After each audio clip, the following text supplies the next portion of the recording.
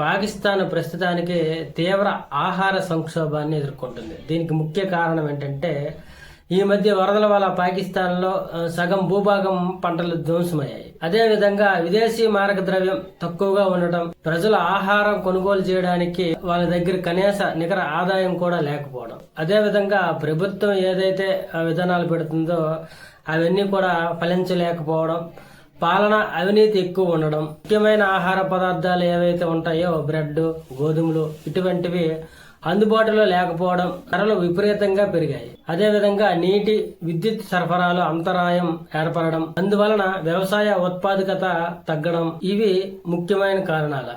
అయితే ఈ బలుచిస్తాన్, సింధు వంటి ప్రాంతాలలో 11 మిలియన్ల పైగా ప్రజలు తీవ్ర ఆకలితో బాధపడుతున్నారు. అదేవిధంగా ప్రభుత్వ పథకాలు పూర్తిగా వృధా అవుతున్నాయి అక్కడ. అదేవిధంగా కొన్ని ప్రాంతాల్లో గోధుమ పిండి కోసం అనేక మంది అక్కడ గుమిగూడడం వల్ల తొక్కిసలాట్లలో మరణాలు కూడా సంభవిస్తున్నాయి. ప్రస్తుతం పాకిస్తాన్ విదేశీ సాయం దిగుమతులపైనే ఆధారపడుతున్నాయి. అదేవిధంగా పంజాబ్ ఆహార శాఖ ఏదైతే రావల్పిండి, ఇస్లామాబాద్ లో మిల్లులకు గోధుమల సరఫరా నిలిపివేయడంతో అక్కడ మార్కెట్ లో తీవ్ర గందరగోళ పరిస్థితి ఏర్పడింది. అలాగే మనం చూసుకుంటే నీటి సరఫరాపై భారత్ విధించిన ఆంక్షలు, ఆఫ్ఘాన్ రవాణా అడ్డంకులు, నీటి కొరత, ఆనకట్ట నీటి మట్టాలు తగ్గడం ఇవన్నీ దేశవ్యాప్తంగా సంక్షోభం గురించి భయాలు పెంచుతున్నాయి.